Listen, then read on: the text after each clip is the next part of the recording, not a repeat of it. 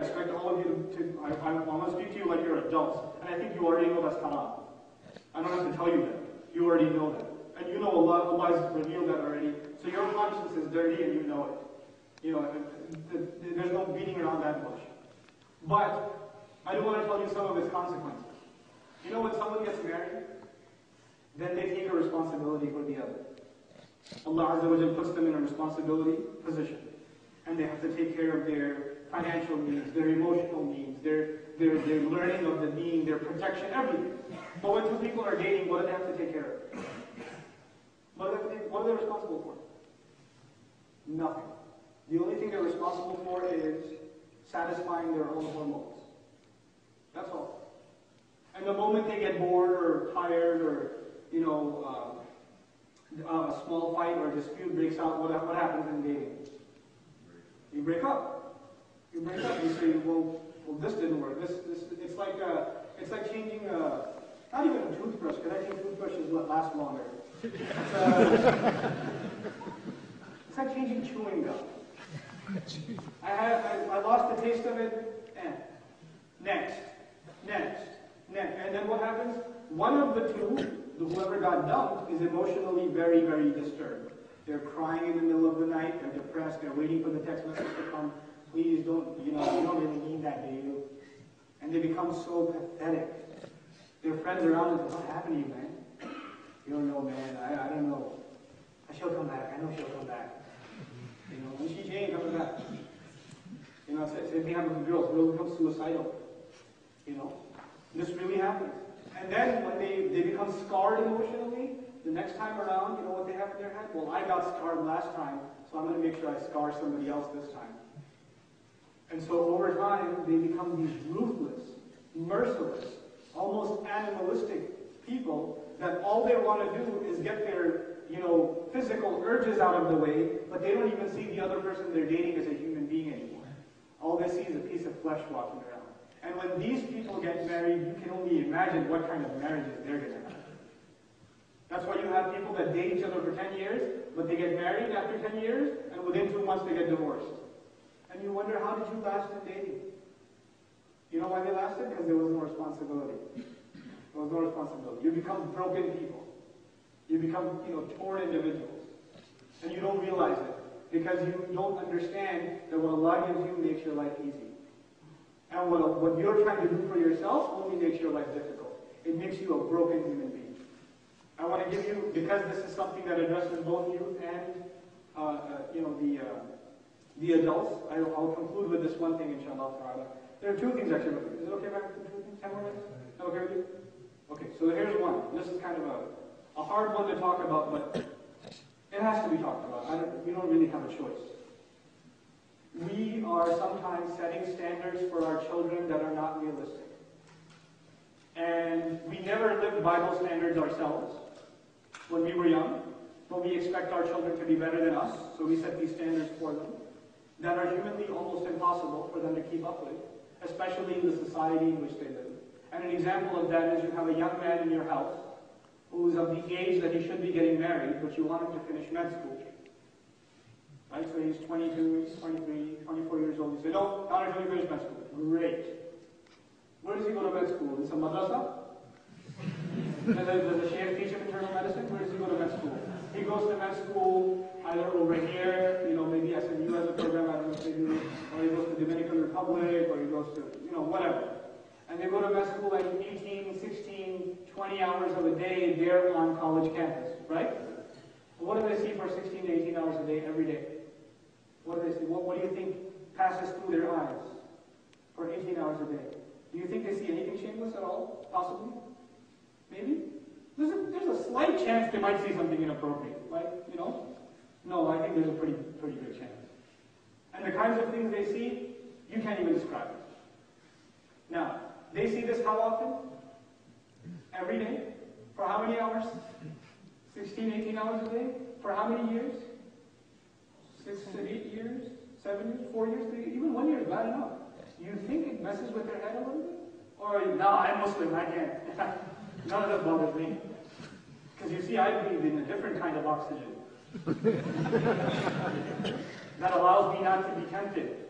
to allows me to constantly keep my gaze low because my parents told me I can't get married until I'm 29. Does that happen? No, it doesn't. These young boys and these young girls become perverts. They become engulfed in themselves. They become addicted to filth on the internet. They start doing these things, hiding from their family, because if the family knew they'd kill them, but they don't know what to do with their emotions. They're of the age to get married. But you say, not until he's a certain age. And when they are at a certain age, and they do get married, do you think the addiction they've developed over the last 6, 7 years is going to disappear overnight? Oh, I'm married now. I don't have any problems anymore. No, no, no. Their problems are just beginning. You just ruined a girl's life, too. You just did.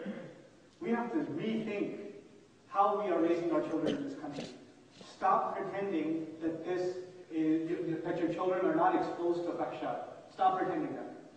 Accept reality around you, and then work with it. I'm not saying the moment your child turns 14, get them married. I'm not saying that either.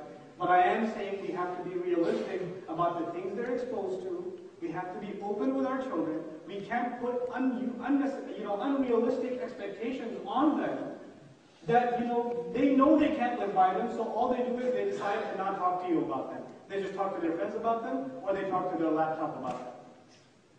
And they live inside their heads. They're completely disconnected from you. If your teenage boy or girl comes home and you ask them, how was your day? They say, whatever. So, did you hang out with anyone today? Yeah. Who? Somebody. So where are you going later? Oh, someplace. What are you going to do? Something. When they don't give you answers, it's already a sign. There's stuff they don't want to tell you, because if you knew, then you'd be pretty upset. You'd be pretty upset. And you close that door for them of communication. So I'm sincerely giving advice to myself as a parent. I have a 7-year-old now, and I'm terrified. I really am. Because I got 6 years left before she, goes psycho. Teenagers scare me. They scare me. So I'm scared for myself as a parent, and I'm scared for all of you as parents. And at the same time, I'm telling the youth, guys, we have to put responsibility on the parents, but you guys are adults. You're not kids. You're not kids. Act your age. And know you have to stand before Allah, and you're not going to be able to tell Allah, come on, I was in junior high. That was a silly time. You're not going to be able to do that. So that's one thing I wanted to share with you. The final thing I wanted to share with you is on a completely different note. On a completely different note. And it has to do with the news. I think you guys have been watching the news, keeping up with the wonderful things that are happening to Muslims all over the country, and the expansion of Islamic centers and key locations. I want to share this one ayah with you about what Allah wants. And I just want you to think about it. I won't talk about it much. Just want you to ponder over what Allah says. This ayah belongs to Surah Al-Imran. Surah Al-Imran, if you don't know, one half of it deals with the battle of Uhud. One half of the surah, about 60 ayat or so, almost, even as 200 ayat, but a good chunk of the surah is dedicated to the battle of Uhud. Now, Uhud was a victory or a bigger loss? Even though there are some elements of victory there, it was a pretty big loss for the Muslims at the battle of Uhud. 70 of the Kuffar's leaders were killed in Badr, and 70 of the believers were shuhada at Uhud. And even shuhada are not a loss for believers, are they? Even shuhada are people who are direct ticket to paradise, so even that's a victory as far as Allah is concerned. But I want to share with you this ayah. وَلَا يَحْزُنْكَ الَّذِينَ يُسَارِعُونَ فِي الْكُفْرِ. Don't let those who are making a lot of efforts to further the cause of disbelief, to further the cause against Islam, don't let them worry, don't let their efforts worry. Don't let the people who are making a lot of efforts to make kufr go further worry. What does Allah say? إِنَّهُمْ لَنْ يَضُرُّوا اللَّهَ شَيْئًا. No doubt about it, they are not the ones who are going to harm Allah in any way, shape, or form. They're not going to harm Allah at all. So you have nothing to worry about. Then what does he say? يُرِيدُ اللَّهُ أَلَّا يَجْعَلَ لَهُمْ حَظًّا فِي الْآخِرَةِ. Allah intends that they have no portion in the akhirah.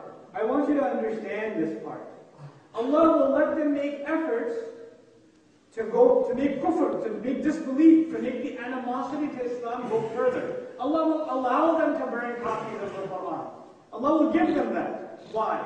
Because He wants to make sure they get nothing in the akhirah. That's the only reason that Allah will let them do what they're doing.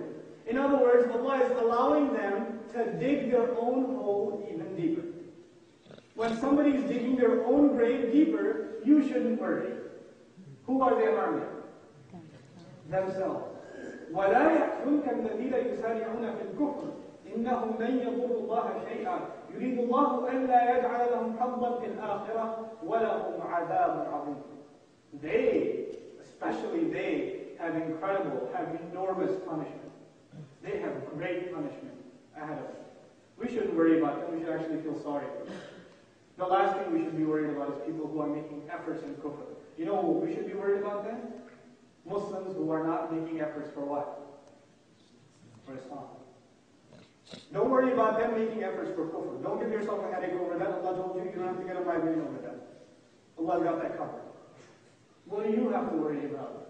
What you're not doing. What you and I aren't doing. We're not doing our job. Our local library has no programs about Islam.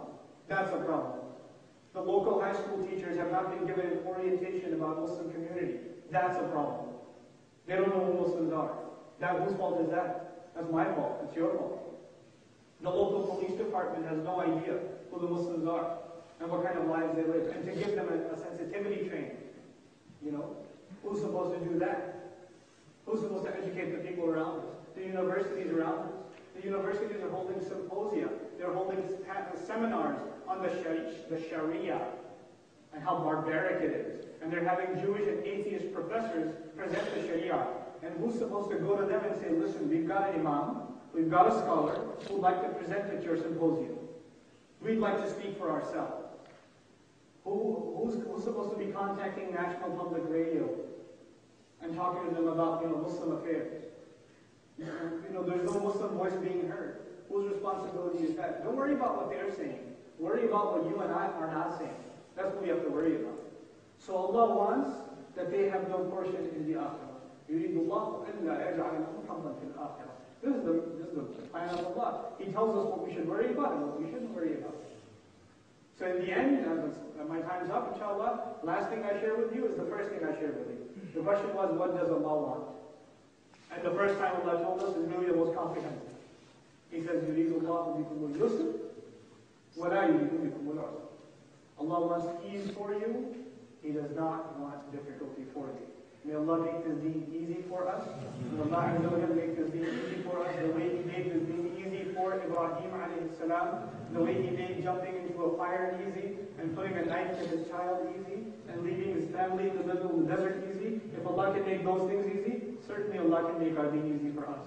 So may Allah Azza wa Jalla make our deen easy for us to follow and to adhere to. May Allah Azza wa Jalla accept all of our ibadat. May Allah Azza wa Jalla strengthen our youth and make them see themselves as responsible leaders of the community. May Allah Azza wa Jalla give the younger, the older brothers and older sisters in the community the conviction that they are role models to the younger people in the community around them.